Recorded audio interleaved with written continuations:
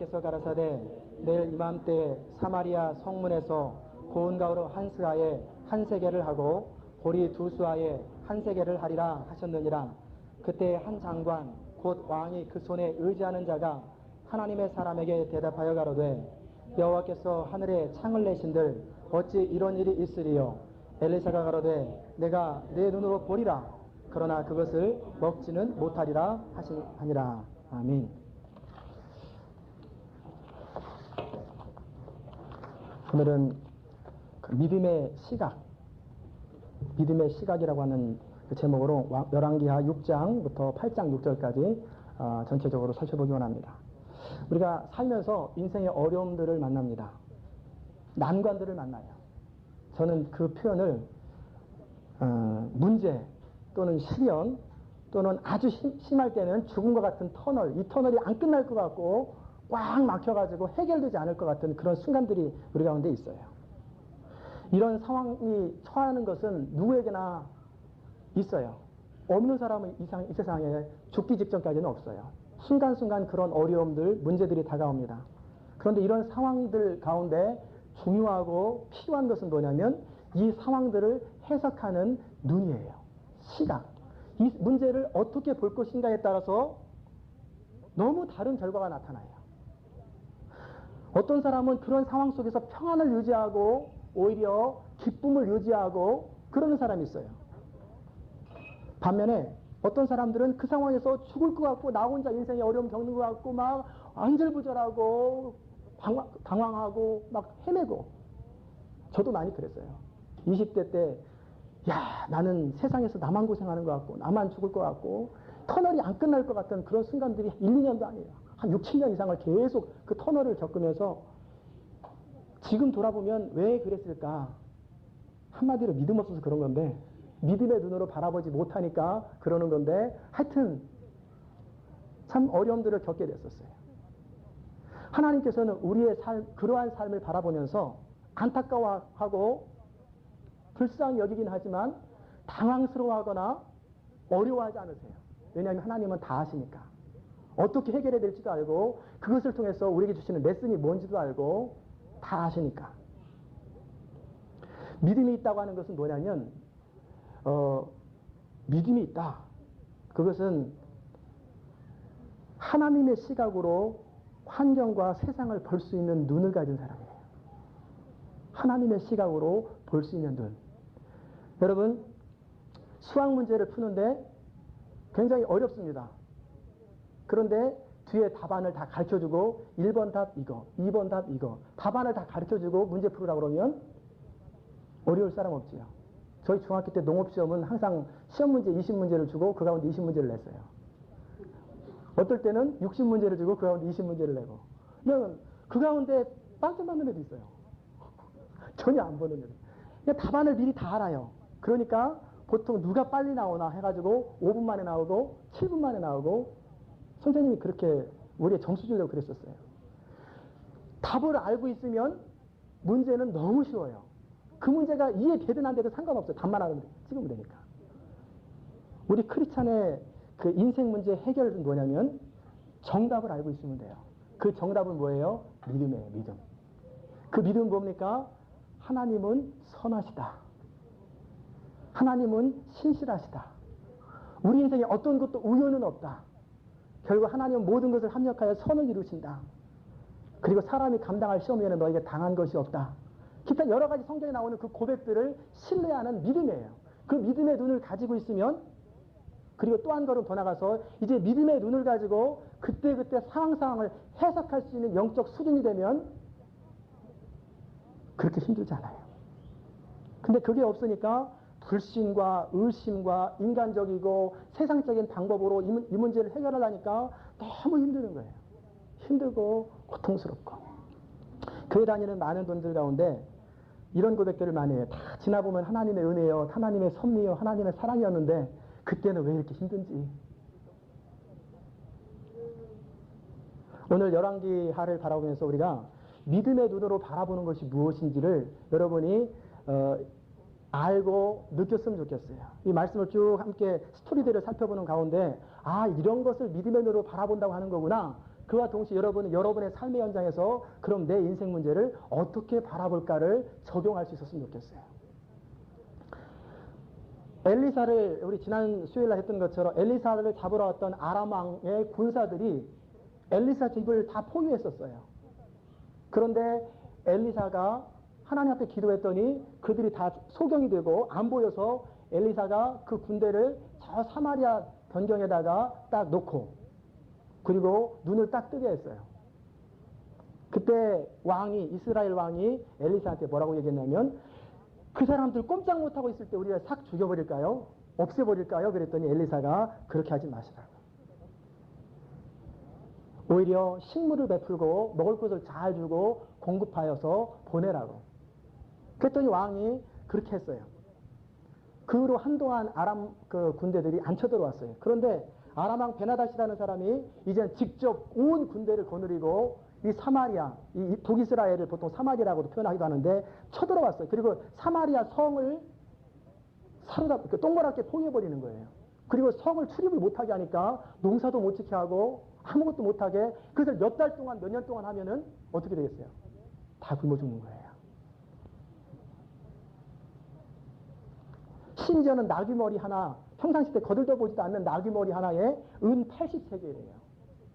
모든 것이 하늘같이 비싸고 그것도 없어서 못 먹을 만큼 식량난이 발생했어요. 왜? 성 안에만 닫혀 있으니까.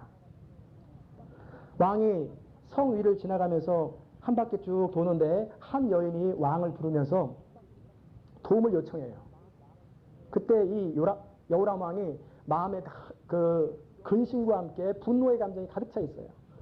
여호와께서 너를 돕지 않으면 내가 무엇으로 너를 돕겠느냐? 타작마당으로 하겠느냐? 포도주로 하겠느냐? 하나님이 안 도와주는데 내가 무슨 할 수 있는 능력이 있겠냐? 못한다. 그러면서도 무슨 일이냐? 하고 물어봤어요. 또 그 여인이 뭐라고 말했냐면 이쪽에 있는 한 여인하고 같이 그 약속을 했다고. 그래서 오늘은 내 아들을 잡아먹고 내일은 네 아들을 잡아먹자. 먹을 게 없으니까 삶아 먹자. 그래서 약속을 하고 이제 이 여인의 아들을 그날 잡아먹었어요. 이제 그 다음 날이 되어서 이제 상대방 그 여인의 아들을 잡아먹으려고 그러는데 숨겨놓고 안 주는 거예요. 그러니까 이 여인이 배고픈데 왜 불공평하게 그러냐. 네 아들들 잡아먹자 그러는데 계속 도망가고 피하니까 이 문제를 해결해 달라고 왕한테 오는 거예요. 여러분 왕 입장에 얼마나 난감하고 원통한 일이겠어요. 그때 왕이 그 이야기를 듣자마자 옷을 탁 찢고 자신의 속상함을 표현하고 낙담하는 거예요. 여러분 이런 일이 발생하면 우리 아무리 어려워도 우리 자식 잡아먹고 내일은 네 자식 잡아먹고 이 정도 가본 적 없죠. 그러면 이스라엘 사람들보다는 그래도 고난이 좀 덜한 거죠. 이때 이와 똑같지는 않지만 우리 인생에 어려움들이 발생해요. 이런 크고 작은 어려움들이 발생할 때 이 문제를 어떻게 해석하는가가 중요하다고 그랬잖아요. 이스라엘 왕은 굵은 베옷을 입고 슬픔을 표현하면서 신하들한테 뭐라고 얘기하냐면 내가 사밧의 아들 엘리사의 머리가 오늘날 그 몸에 붙어 있으면 하나님이 내게 벌을 내리실지로다 하고 엘리사를 죽이겠다는 거예요. 이 사람들 이제 그 엘리사 집에 사람들을 보내가지고 가서 죽여라. 그렇게 명령을 내렸어요. 그때 엘리사는 안에서 이미 하나님께 계시를 다 받았어요. 왕이 나를 죽이러 온다. 그리고 동네 장로들한테 얘기해서 절대 문을 열어주지 않도록 좀 보호해줘라. 그렇게 얘기하고 있는데 왕이 벼랑간 명령 내린 것을 후회하고 달라가서 엘리사를 죽인들 무슨 대책이 있겠느냐. 뭐 그런 생각을 했는지 와서 죽이는 것을 멈추고 엘리사한테 불평하는 거예요. 이 재앙이 여호와께로 말미암아 났는데 어찌 더 여호와를 기다리겠느냐. 당신은 하나님 믿으면 뭔가 된다고 그랬는데 안 되는데 이 문제를 어떻게 하면 좋겠느냐.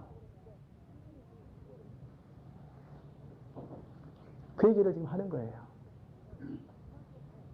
이스라엘 왕은 무슨 생각하냐면 지난번에 아람 군대가 왔을 때 한 번 본보기를 보여주면서 완전히 다 죽여버렸으면 이제 더 이상 안 쳐들어올 텐데 살려줘가지고 이 사람들이 얕봐서 들어온 건 아니겠느냐. 그렇게 문제를 해석하고 엘리사를 죽이겠다는 거예요. 또 하나는 엘리사가 믿는 네 하나님 뭐 별것도 아니네. 지금 그 얘기하는 거예요. 그리고 왕은 하나님이 이 재앙을 내리는 거 분명하니까 이제 하나님한테 무슨 기댈 게 없다. 바알신을 섬기자. 지금 그 얘기하는 거예요. 그런데 이 이스라엘 왕은 어려움의 근본 이유가 뭔지를 파악을 못하고 있어요. 단지 겉으로 드러난 문제 속에서 그 문제를 표피적으로 그때그때 해석하는 거예요. 근데 근본 문제가 뭔지를 몰라요. 하나님께서 이 문제, 이 어려움을 주신 이유가 뭔지를 모르고 그저 엘리사 원망하고 하나님 원망하고 그렇게 살아가는 거예요. 이게 바로 세상에 믿음 없는 사람들의 시각이에요. 이 아하방의 아들 여호람의 근본 문제는 그 아버지 아하방의 죄악을 따라서 하나님께서 내리신 징계예요. 그리고 아합의 죄를 따라서 이 사람도 역시 똑같이 아합과 같이 또다시 나쁜 짓 하는 거예요. 바알신 섬기고 하나님 거절하고 온갖 죄악을 다 범하니까 하나님이 그 심판으로 지금 얘기하는 거예요. 아하방 당시에 갈멜산에서 엘리야와 그 바알신들이 전투가 일어났어요. 850명대 1. 그래서 이겼어요. 그런데 다 이겨놓은 전쟁에서 엘리야가 도망가 버렸잖아요. 그랬더니 그 이세벨이라고 하는 여자가 그 상황을 싹 바꿔가지고 오히려 온 백성들로 하여금 엘리야도 도망갔는데 너희 하나님 믿는다고 누가 믿을 거냐 감히 나와보라 해가지고 다시 바알신을 이전보다 더 섬기게 만들어버리는 거예요. 그럴 때 하나님께서 아하방을 그 심판하시고 죽게 하셨잖아요. 2주 전에. 그때 이제 좀 깨닫고 돌이키고 하나님 두려운 걸 알고 왔으면 괜찮은데 못 깨닫는 거예요. 그리고 이 죄에 빠진 사람들은 하나님의 선지자 엘리사 잘못이고 하나님 잘못이라고 문제를 돌리는 거예요. 우리가 인생에 어떤 문제가 발생할 때 우리가 해야 할 것은 비난할 사람 찾고 책임 전가할 사람을 찾는 것, 이것은 바람직한 건 아니고 어리석은 거예요. 그렇게 하면 문제가 해결이 안 돼요. 엘리사 탓하고 하나님 탓한다고 문제 해결되지 않아요. 그런데도 우리는 아담의 후손이잖아요. 아담 할아버지 후손이기 때문에 책임 전가하는 것이 습관이 돼 있어요. 순간순간 그때그때 상황에 따라서 다른 사람한테 책임을 전가하고 나는 빠져나가는 거예요. 이게 쉽거든요. 간단하거든요. 누구 닮아서 이렇게 얘들이 그러냐 부터 시작해서 지난번에 다 그 네 잘못 아니냐, 또는 뭐 부인이 교회 다니면 교회 다니면 뭐하냐, 뭔가 책임 전가할 사람을 끊임없이 찾는 거예요. 사건들을 찾고. 선악과를 따먹고 나서 하나님 책망을 들었더니 하와를 원망하되 뭐라고 원망합니까? 하나님께서 주신 이 하와가 나로 먹게 했다. 하와는 뱀이 먹게 했다. 결국 뭐예요? 하나님 당신 잘못이지 우리 잘못은 없다. 그 얘기예요. 이 여호람 왕도 똑같은 거예요. 선지자 잘못이고 하나님 잘못이지 자기 잘못은 없는 거예요. 이렇게 하면 해결책이 없어요. 인생에 어려움들이 다가올 때 다윗처럼 내가 범죄하였나이다 하고 돌이키면 용서가 있고 회복이 있고 구원이 있어요. 제가 우리 교회 안에서 1년 동안 하여튼 수십 번 얘기를 했어요. 그렇죠? 누군가를 비난하고 책임을 전가하는 동안에는 문제가 해결되지 않습니다. 문제를 안고 하나님께 나아가는 거예요. 어떤 문제든지 그 문제를 내가 끌어안고 하나님 앞에 나아갈 때 내가 영적으로 성숙할 뿐만 아니라 그 문제가 해결돼요. 문제 해결은 항상 그런 식으로 돼요. 하나님께 나아가면 어떤 문제든지 해결되고 하나님에게는 해결할 능력이 있는 것을 여러분이 믿으셔야 됩니다. 두 번째 그 사건들이 있는데 하나님의 약속에 대해서 이제는 어떻게 해석하느냐예요. 자, 하나님께서는 이 도무지 깨닫지를 못하니까 그렇다고 멸망시킨들 깨닫지도 못하면 하나님의 관심은 멸망시키는 데 있지 않아요. 어떻게든지 돌이켜서 하나님 앞에 돌아오게 하는 데 관심이 있지 멸망시키는 것 자체에는 관심 없어요. 그런데 그렇다고 싹을 멸망시킬 수는 없잖아요. 그래서 임시방편으로 구원을 해주는 거예요.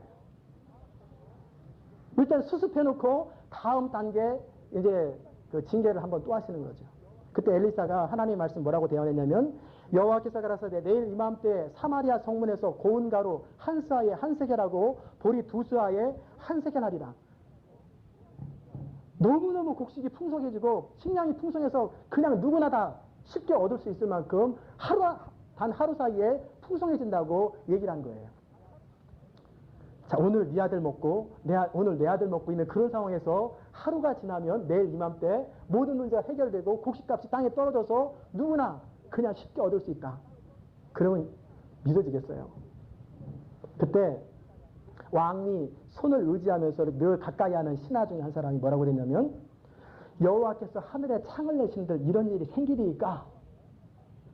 그 얘기를 여기서 가만히 있어도 되는데 툭 뱉은 거예요. 무슨 말이냐면, 하나님이 지금 말씀하신 것을 정면으로 반박하는 거예요. 말도 안 되는 소리 하지 마라. 저는 그런 사람 종종 만나요.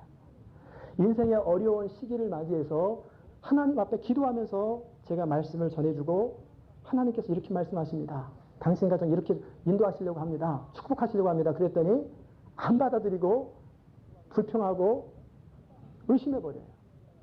그러면 하나님은 축복을 주시려고 했다가도 돌이켜버리세요. 우리가 하나님이 축복하는데 그것을 의심하는 사람은 왔다가 다시 사라져버려요. 엘리사가 대답합니다. 네가 네 눈으로는 보리라. 그러나 너는 먹지 못하고 결국은 죽는다는 거예요. 얼마나 비참합니까? 왕의 총애를 받는 신하가 엘리사 말대로 하나님의 기적을 바라보면서도 기적에 참여하지도 못하고 죽고 마는 거예요. 이게 바로 하나님의 약속을 의심하고 무시할 때 생기는 일이에요. 하나님의 약속을 의심하고 무시하면 하나님은 축복 속에서, 기적 속에서 그 사람을 제외시켜요. 우리가 이스라엘 역사들을 바라보면서 출애굽기, 민수기를 바라보면 분명히 그런 사건들이 나오죠. 하나님은 이미 아브라함에게 약속하셨고 또 모세를 통해서 약속하셨어요. 이스라엘 백성들을 출애굽시켜서 가나안 땅, 젖과 꿀이 흐르는 땅으로 주겠다고 말씀하셨어요. 더 이상 노예 생활하지 않고 더 이상 의도맞고 학대당하지 아니하고 자유를 주고 젖과 꿀이 흐르는 축복을 너에게 주겠다라고 분명히 약속을 하셨어요. 그리고 그 약속을 믿게 하려고 10가지 애굽의 재앙들이 일어나고 홍해의 기적이 일어나고 만나가 내리고 메추라기가 생기고 반석에서 물이 나오는 그런 기적들을 계속해서 경험해 나가요. 그때 이스라엘 백성들이 이제 가나안 땅 임박한 곳에서 이제 사방으로 거꾸로 돌아가는데 임박한 곳에서 정탐꾼을 보내요. 가나안의 12지파에 따라서 한 사람씩 대표를 보내가지고 가서 어떻게 해야 될지 가서 보고 와라. 그리고 그들이 40일간을 정탐하고 나서 모세와 백성들에게 보고를 해요. 당신이 우리를 보낸 땅에 간즉 과연 젖과 꿀이 흐르고 그 땅에 이 실과가 그 땅의 실과인데 정말 좋은 것 같습니다. 그런데 그 땅 거민은 강하고 성읍은 견고하고 심히 그뿐만 아니라 거기에 아낙 자손을 보았고 아말렉인은 남방에 거하고 헷인과 여부스인과 아모리는 산지에 거하고 가나안인은 해변과 요단가에 거합니다. 땅은 참 좋은 것 같은데 이거 쉽지 않겠다는 거예요. 그때 갈렙이 모세 앞에서 백성들에게 마음을 또닥거리면서 흔들리려고 하는 거예요. 우리가 곧 올라가서 그 땅을 취하자. 이길 수 있다. 능히 취할 수 있다. 그때 다른 정탐꾼들이 무슨 부정적인 말을 했냐면 우리는 능히 올라가서 그 백성을 치지 못하리라. 그들은 우리보다 강하니라. 그리고 이제 처음에는 땅 좋다고 그랬는데 아예 마음을 또 바꿔가지고 이스라엘 백성들 앞에서 그 땅을 악평을 하는 거예요. 우리가 두루 탐지한 땅은 그 거민을 삼키는 땅이요. 우리가 본 사람 그 백성들의 신장이 장대하고 네피렘 후손, 아낙자손 대장부들을 보았나니 우리는 우리가 스스로 보기에 메뚜기같이 작은 존재라 해결이 안 된다. 그 이야기를 들었던 이스라엘 백성들은 밤새도록 울고 통곡하고 난린 거예요. 모세와 하나님을 원망하면서 부르짖어요. 차라리 애굽 땅에서 죽었으면 좋았을 것을 아니면 차라리 이 광야에서 차라리 죽었으면 좋았을 것을 그 사람들한테 우리 처자를 다 뺏기고 칼에 망할 것 같은데 처자식을 다 뺏길 것 같은데 어떻게 하면 좋겠냐고 울고불고 난리를 치는 거예요. 그리고 뭐라고 하냐면 우리 장관 하나를 세워가지고 다시 이집트로 돌아가자. 가서 바로한테 용서를 구하고 그래도 거기가 낫지 않겠냐. 그때 여호수아와 갈렙이 옷을 찢으면서 온 회중한테 얘기하는 거예요. 우리가 두루 탐지한 땅은 심히 아름다운 땅이다. 하나님 여호와께서 우리를 기뻐하시면 우리를 그 땅으로 인도하여 드리고 그 땅을 우리에게 주시리라. 이는 과연 젖과 꿀이 흐르는 땅이니 오직 여호와를 거역하지 말라. 또 그 땅 백성을 두려워하지 말라. 그들은 우리 밥이라. 그들의 보호자는 그들에게서 떠났고 여호와는 우리와 함께 하시느니라 하고 하나님의 약속을 신뢰하면서 믿음의 선포를 해요. 그런데 그 반응을 들었던 이스라엘 백성들은 뭐라고 합니까? 돌로 여호수아와 갈렙을 쳐서 죽이려고 그래요. 그때 하나님께서 개입하시죠. 여호와의 영광이 회막 가운데 쫙 임하면서 분명하게 말씀하셨어요. 이 백성들이 어느 때까지 나를 멸시하겠느냐. 내가 그들 중에 모든 이적 행한 것을 생각하지 아니하고 어느 때까지 나를 믿지 않겠느냐. 내가 전염병으로 그들을 쳐서 멸하고 너로 그들보다 크고 강한 나라를 이루리라. 그렇게 모세한테 얘기했더니 그러니까 무슨 말이에요? 다 멸망시키고 네 자손부터 다시 시작하리라. 모세가 중보기도 하죠. 그렇게 하면 안 됩니다. 하나님. 그럼 하나님 이름이 뭐가 되겠어요? 가나안 땅에 들을 능력이 없어가지고 중간에 다 죽였다고 소리 사람들이 하면 어떻게 하겠어요? 용서해 주세요. 용서해 주세요. 리더가 할 일이 이거예요. 성도들이나 백성들이 말을 안 듣고 하나님을 대적할 때 하나님 저 사람들 쳐주세요. 그러면 안 돼요. 중보해야 돼요. 불쌍하게 몰라서 그러니까 불쌍하게 달라고 중보하는 거예요. 그때 하나님이 모세 얘기를 듣고 그러나 하나님이 화난 것은 화난 거예요. 다 멸망시키지는 않겠다. 그럼 네 말대로 내가 나의 사는 것과 여호와의 영광이 온 세계에 충만한 것으로 맹세하노니 나의 영광과 애굽과 광야에 생한 나의 이적을 보고도 이같이 10번이나 나를 시험하고 내 목소리를 청종치 아니한 그 사람들을 내가 그 조상들에게 맹세한 땅을 결단코 보지 못하게 할 것이다. 그렇게 말했어요. 나를 멸시하는 사람을 하나도 그 땅에 들어가지 못하게 하겠다. 단지 내 마음에 합한 갈렙, 그 사람은 다른 사람과 달라 나를 온전히 쫓았으므로 그 땅을 차지하게 될 것이다. 그리고 또 무서운 말을 하세요. 무슨 말을 하시냐면 민수기에 나오는 말인데 너희 말이 내 귀에 들린 대로 내가 너희에게 행하리라. 그렇게 말씀하셨어요. 한번 따라서 해보십시다. 너희 말이 내 귀에 들린 대로 내가 너희에게 행하리라. 이스라엘 백성들이 차라리 이집트로에서 죽든지 이 광야에서 죽었으면 좋았을 것을 그랬더니 하나님이 그 들은 대로 내가 너희들 광야에서 다 죽게 해주겠다. 소원 이루어주겠다. 이스라엘 백성들이 그게 소원이겠어요? 우리가 살면서 하나님 우리의 말을 주목하세요. 우리가 축복의 말, 좋은 말을 하면 성령이 역사하고 부정적인 말, 나쁜 말을 하면 악령, 마귀가 역사해요. 말대로 돼요. 그리고 뭐라고 말씀하십니까? 나를 원망한 사람들, 20세 이상으로 나를 원망한 모든 사람들을 이 광야에서 다 죽게 하리라. 오직 여분네 아들 갈렙과 눈의 아들 여호수아 두 사람만 들어가게 하고 너희들이 유아들을 다 처자들이 다 사로잡힌다고 하면서 유아를 죽겠다고 그랬는데 그 유아들은 내가 살려주리라. 하나님은 그런 분이에요. 하나님의 영광이 모독되면 철저하게 그것을 돌이켜 바꾸고 해결하시는 분이에요. 그리고 너네들이 40일간 정탐했는데 40일을 하루를 1년씩 계산해서 40년 동안 땡글땡글 광야에서 돌리겠다. 하나님 작정하신 거예요. 2달이면 갈 수 있는 거리, 한 1, 2년이면 갈 수 있는 거리를 40년 동안 뱅글뱅글 언제까지? 그 사람들 다 죽을 때까지. 이게 이스라엘 백성들의 그 비극이에요. 비극. 하나님은 우리 입술을 주목하세요. 그래서 우리가 속상하고 화가 난다고 해서 그냥 아무 말이나 하는 거 아니에요. 화가 나도 참고 속상해도 참고 항상 축복의 말, 긍정적인 말을 해야 돼요. 하나님의 기적이 나타난다고 엘리사가 선포했는데 그 말을 정면으로 무시했던 그 신하 비참한 초고를 맞이하는 거예요. 성문 어귀에 살던 문둥이들이 이래 주거나 저래 주거나 한번 아람 군대에 가서 항복이나 하자 해가지고 가보니까 사람들이 다 없어졌어요. 무슨 일이 일어났냐면 하나님께서 아람 군대로 하여금 소리를 듣게 했어요. 그냥 풍성을 듣게 했는데 큰 군대 병거 소리와 말소리와 막 이런 소리를 듣게 해가지고 이 사람들이 착각한 거예요. 아마 햇사람과 애굽 왕들에게 이스라엘 왕이 돈을 주고 값으로 사가지고 나중에 주겠다고 하든지 해서 우리를 치게 하려나 보다 하고 그냥 그날 밤에 다 도망가 버린 거예요. 그러니 전리품이 얼마나 많고 식량이 얼마나 풍성하겠어요. 수십만 명이 거기서 먹고 살 만큼 몇 년 동안 그 양식이 거의 다 쌓여 있으니. 이 문둥이들이 성에 알렸지요. 근데 왕은 그 소식을 들었어요. 근데 이 왕은 또 믿음 없는 반응을 해요. 믿음 없는 사람은 항상 믿음 없는 소리를 잘해요. 믿음 있는 사람은 믿음 있는 소리를 잘하고.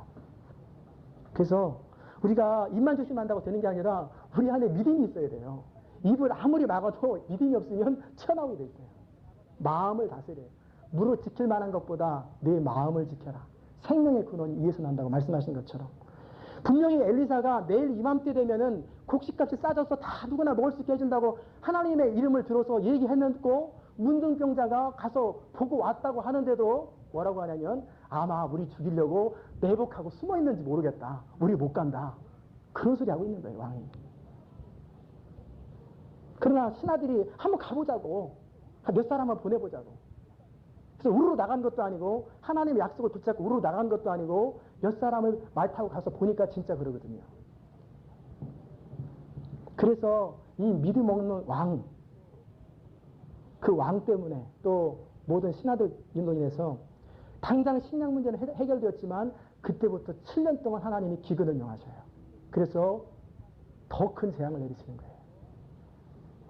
하나님께서는 우리가 불신의 삶을 살아가면 그 버릇 고칠 때까지 끝까지 쫓아다니세요. 우리가 믿음으로 살 때까지. 아람 군대의 식량으로 엘리사의 말처럼 잠깐 문제는 해결돼요. 우리가 살다가 너무너무 힘들어하고 견딜 수 없으면 하나님은 우리가 아직 믿음에 충만하지 아니하고 은혜 받을 만한 자격은 안 됐는데 응답받을 만한 자격 안 됐는데 잠깐 문제를 허락하실 때가 있어요. 아, 그럼 해결됐나? 그렇지 않아요. 믿음이 차야 돼요. 영적인 능력이 차야 돼요. 잠깐 해결되지만 또다시 얼마 있다가 또 그런 문제가 쫙 생기기 시작해요. 언제까지요? 불신의 생각, 의심하는 생각, 원망의 생각이 없어질 때까지 하나님은 철저하게 징계하세요. 왜? 그래야 나중에 복을 줘도 그게 복이 되니까. 하나님은 내가 너희를 향한 내 생각은 내가 하나니 재앙이 아니고 복이라고 말씀하셨어요. 진정한 복을 주려면 우리를 완전히 깨끗게 하고 다듬고 믿음에 충만하고 하나님에 향해서 신뢰하는 사람으로 바꾼 다음에 하나님을 쓰시는 거예요. 그러나 끝까지 가도 끝까지 회개치 아니하고 그러면 버림받아요. 믿지 않았던 사람들은 그냥 멸망당하고 지옥 가는 거고 믿었던 사람이 끝까지 그렇게 발버둥 치고 안 믿고 버티면 영혼은 어차피 구원받죠. 육신은 망해요. 백성들은 소식을 듣고 앞탑 뛰어 달려가다 봤는데 그때 왕이 그 손잡았던 그 신하에게 명하기를 가서 성문을 잘 지켜라. 그 성문을 지키는데 백성들이 너무나 몰려오니까 사람들한테 깔려가지고 밟혀가지고 죽은 거예요. 그 사람들 먹는 것 막 곡식 허겁지겁 먹는 거 고기 먹는 거 보면서 자기는 거기서 죽는 거예요. 엘리사 선지자가 하나님 말씀을 대언할 때 내일 이맘때 사마리아 성문에서 보리 2스아에 한 세겔 하고 고운 가루 한 스아에 한 세겔 하리라 할 때에 그 신하가 비아냥거리면서 여호와께서 하늘에 창을 내신들 어찌 이 일이 있으랴. 그랬더니 엘리사가 네가 눈으로 보리라 그러나 먹지는 못하리라. 그들이 이루어지는 거예요. 성도 여러분, 우리가 두렵고 떨림으로 하나님 말씀을 받아야 돼요. 두렵고 떨림으로. 겸손한 마음으로 하나님 말씀을 받아야 돼요. 말씀을 들을 때 비아냥거리고 말씀을 들을 때 우습게 알고 그러면 안 돼요. 우리가 말씀을 들을 때 기도할 때 찬양 가운데 하나님의 음성이 들려요. 하나님의 메시지가 들릴 때 그것을 의심하거나 무시하거나 비아냥거리면 대가를 치러요. 그것을 축복으로 받아들이면 그것은 축복으로 임해요. 마지막 세 번째 사건은 뭐냐면 8장에 나오는 사건인데 엘리사가 우리 지난주에 살펴봤던 것처럼 갈멜산으로 갈 때마다 늘 신세를 졌던 한 여자가 있어요. 그렇죠? 수넴 여인. 그리고 그 수넴 여인은 원래 믿음이 그렇게 없었는데 단지 선지자인 것 같아서 나그네를 대접을 잘하다가 축복을 받았죠. 그러다가 그 아들 죽은 사건으로 인해서 믿음이 많이 자랐어요. 믿음이 많이 자랐어요. 그리고 나서 이제는 엘리사의 말, 하나님의 말씀에 순종으로 응답하는 수준이 됐어요. 우리가 믿는다는 것은 뭐냐면 순종한다는 거예요. 내가 믿음이 있노라 하면서도 삶으로 순종하지 않는 것은 믿음이 없는 거예요. 수넴 여인에게 엘리사가 말합니다. 너는 일어나서 내 번속과 함께 거할 만한 땅으로 가라.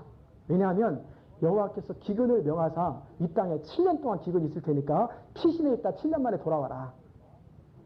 특별히 너를 아껴서 말하는 거다라고 표현은 안 했지만 하여튼 그 수냄 여인한테 그동안 돌봐준 은공을 봐서 얘기를 해줬어요. 그랬더니 그 여인은 선지자 말대로 자기 가족들을 데리고 블레셋 사람의 땅에 가서 7년 동안 우거합니다. 쉬운 결단은 아니에요. 자신의 땅과 재산을 다 내려놓고 아직 지금이 임하지도 않았는데 그 말씀을 받고 떠난다는 것은 보통 결단이 아닌 거예요. 결국 이 여인은 7년 동안 가서 편안하게 살다가 7년 만에 돌아오게 되죠. 그런데 하나님께서는 이 말씀에 순종했던 여인에게 하나님의 선하심과 섭리를 보여줘요. 이 여인이 7년 만에 돌아오니까 자기 땅과 집이 다 다른 사람이 가지고 있잖아요. 이스라엘은 주인 없는 땅이나 상속자가 없는 땅, 집은 아무나 가져도 돼요. 아무도 수소문에도 없으니까 이 여인의 땅을, 재산을 누군가가 가지고 있는 거예요. 그래서 이 여인이 원래 내 땅이라고 얘기하려고 왕한테 좀 가는 거예요. 그때 무슨 일이 일어났냐면 여호람 왕이 엘리사에게 대해서 엘리사가 도대체 어떤 사람일까 궁금하기도 하고 신기하기도 하고 그래서 엘리사의 사환이었던 게하시를 불러가지고 엘리사에 대해서 좀 보고 좀 해라. 이미 게하시는 문둥병으로 인해서 엘리사를 안 따라다니잖아 이제. 버림받았어요. 근데 그래도 주소들은 얘기가 많으니까 네가 엘리사 옆에 있을 때 들었던 얘기 한번 다 해봐라. 봤던 거 다 얘기해봐라. 그래서 이 게하시가 막 생동감 있게 무슨 뭐를 했고 어떻게 했고 막 얘기하고 있는데 무슨 얘기를 했냐면 죽은 아이가 살아났던 얘기를 막 실감나게 지금 한참 하고 있는 그때에 여인이 딱 들어오는 거예요.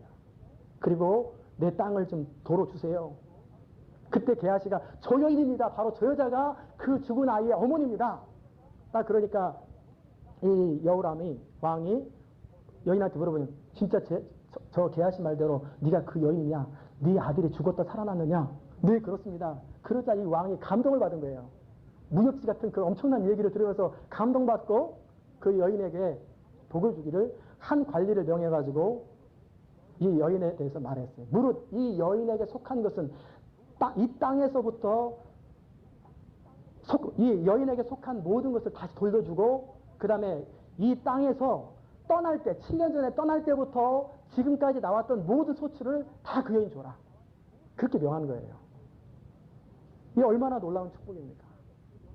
하나님 말씀에 순종했던 그 여인은 자신의 땅과 집을 도로 찾았을 뿐만 아니라 농사도 안 졌는데 소출을 다 7년가를 다 받은 거예요. 하나님은 우리가 하나님 말씀에 순종하면 이렇게 복을 주시되 내가 심지 않은 나무의 열과를 맺고 내가 심지 않은 곡식을 먹으리 하나님 말씀하셨어요.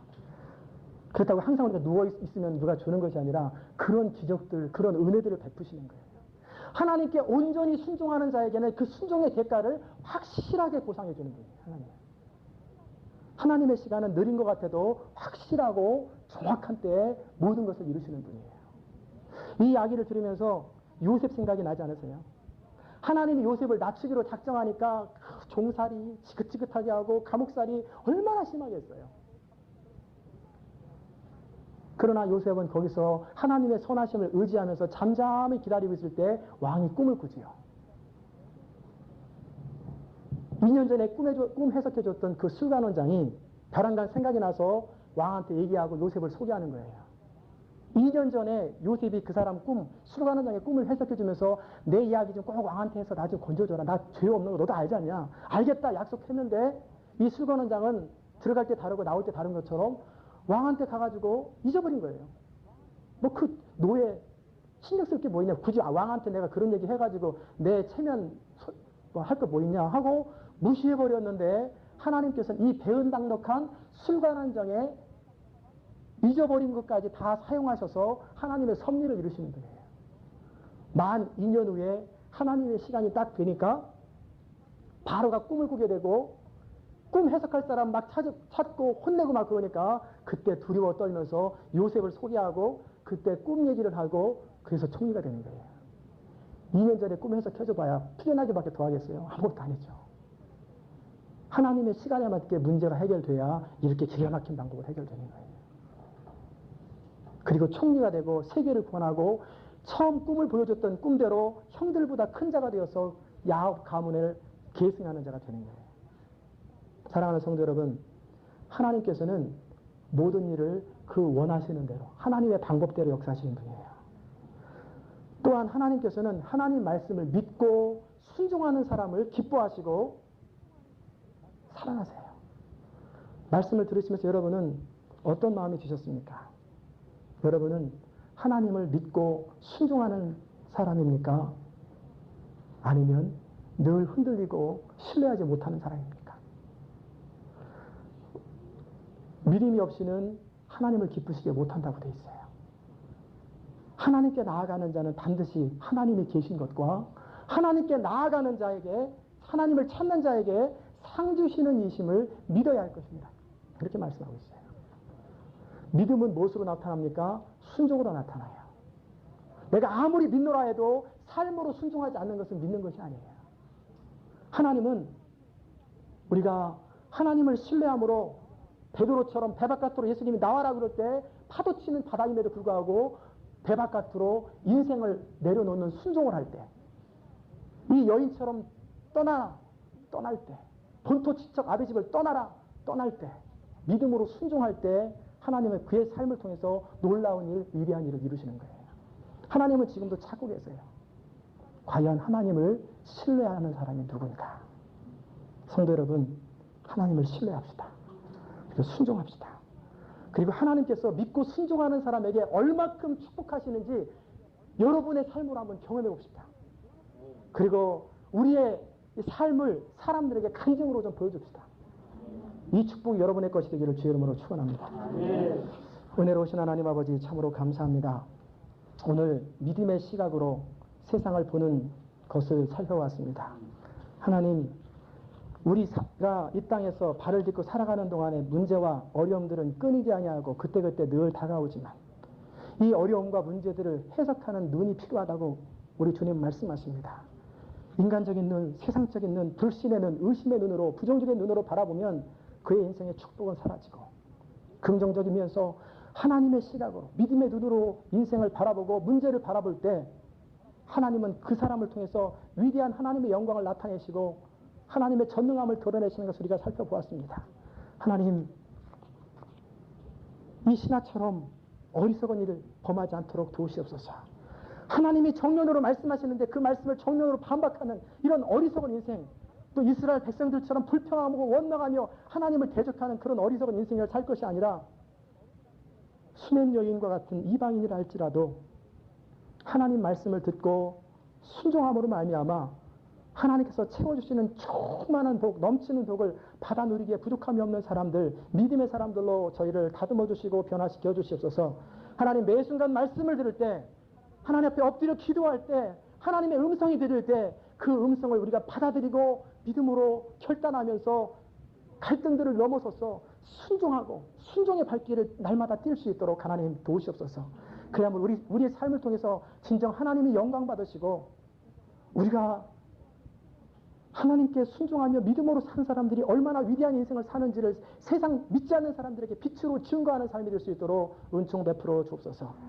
감사드리며 예수 그리스도의 귀하신 이름으로 기도드리옵나이다. 아멘. 하늘에 계신 우리 아버지, 이름이 거룩히 여김을 받으시오며 나라의 임하시오며 뜻이 하늘에서 이룬 것 같이 땅에서도 이루어지이다. 오늘날 우리에게 일용할 양식을 주옵시고 우리가 우리에게 죄 지은 자를 사하여 준 것 같이 우리의 죄를 사하여 주옵시고 우리를 시험에 들게 하지 마옵시며 다만 악에서 구하옵소서. 대개 나라와 권세와 영광의 아버지께 영원히 있사옵나이다. 아멘. 열왕기하 8장 16절에서 19절까지 말씀입니다. 열왕기하 8장 16절에서 19절까지 말씀 제가 받들어 읽겠습니다. 이스라엘 왕 아합의 아들 요람 제5년에 유다 왕 여호사밧이 오히려 위에 있을 때에 그 아들 여호람이 왕이 되니라. 여호람이 위에 나아갈 때에 나이 32세라. 예루살렘에서 8년을 치리하니라. 저가 이스라엘 왕들의 길로 행하여 아합의 집과 같이 하였으니 이는 아합의 딸이 그 아내가 되었음이라. 저가 여호와 보시기에 악을 행하였으나 여호와께서 그 종 다윗을 위하여 유다 멸하기를 즐겨하지 아니하셨으니 이는 저와 그 자손에게 항상 등불을 주겠다고 허하셨음이더라. 아멘. 오늘은 열왕기 14강인데 8장부터 11장까지 4장과 또 역대기 가운데 필요한 부분들을 우리가 함께 살펴보면서 죄와 심판이라고 하는 그런 주제를 가지고 말씀을 함께 나누기 원합니다. 제가 요즘 영적인 부분들을 계속 살펴봅니다.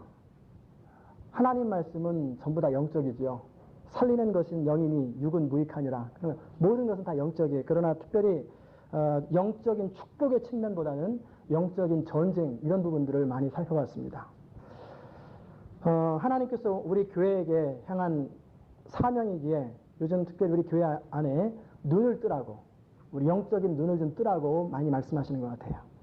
제가 지난 1년간 하나님께서 인도하시는 가운데 많이 했던 말씀은 뭐냐면, 믿음이라고 하는 시각으로 세상을 보고 성경을 보고 인생을 보는 것에 관해서 1년간 참 많이 말씀드렸어요. 기억나시죠? 믿음은 하나님과 우리와의 인격적인 관계예요. 그러나 영적인 전쟁이라고 하는 것은 뭐냐면, 죄와 그 배후에 있는 사단의 세력에 대한 우리의 태도, 그리고 그들과의 관계예요. 아담의 범죄 이후로 인간은 끊임없이 그 죄에 사로잡혀 삽니다. 이 죄는 사람을 사로잡고 흔들어요. 사단이 그 시몬에게 예수님께서 말씀하실 때, 시몬아 내가 너를 위해서 기도했는데, 사단이 밀가부로 타려고 채에다가 밀을 넣고 막 이렇게 하는 것처럼, 그렇게 하지 않기 위해서 내가 기도했다고 하는 것처럼, 또 거꾸로 살펴보면은 깨어있지 않으면 사단이 채에다가 밀을 넣고 막 갖고 하는 것처럼 밀가부로도 탄다는 거예요. 그래서 알곡이 골라지고 쭉정이가 골라지고, 그 죄는 끊임없이 인간을 괴롭히는데, 아담 이후로 우리는 죄 그러면 도둑질, 살인죄, 강도질 이런 것을 연상할 때가 많아요. 그런데 이것은 죄가 아니에요. 그것은 죄의 결과예요. 죄는 하나의 거대한 세력이에요.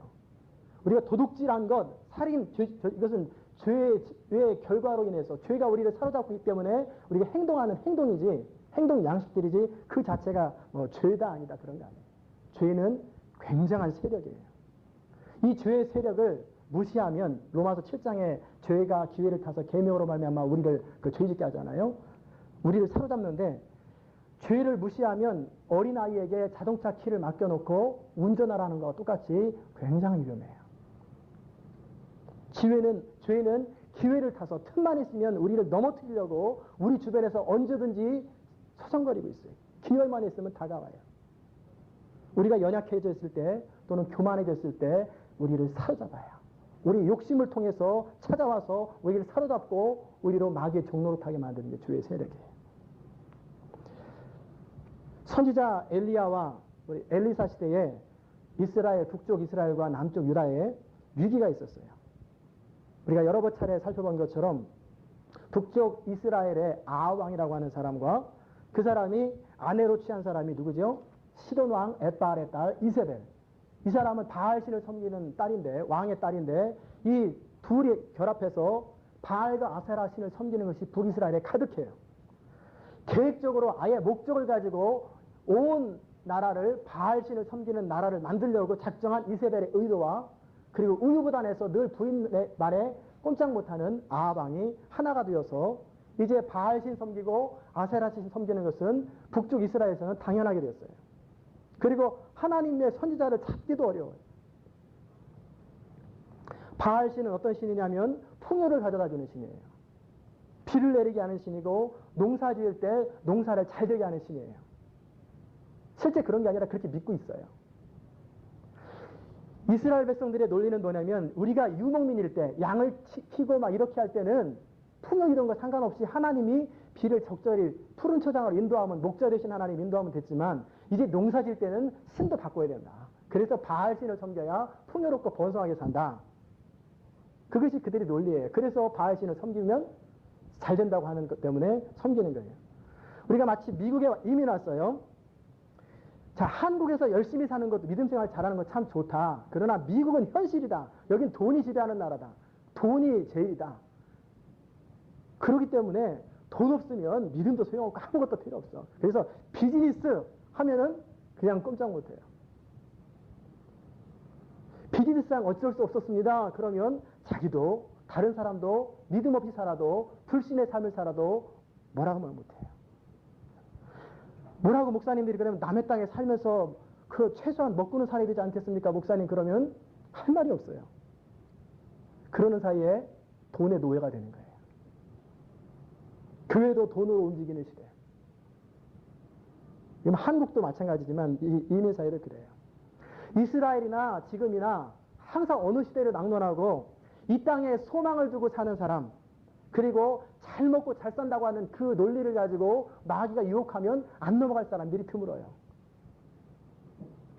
예수 믿어도 잘 먹고 잘 살아야 되지 않겠냐? 하나님의 축복이 임해야 되지 않겠냐? 하나님께서 은혜 주시면 잘 먹고 잘 사는 거지. 그러면서 어떤 분은 거꾸로 이런 말을 해요.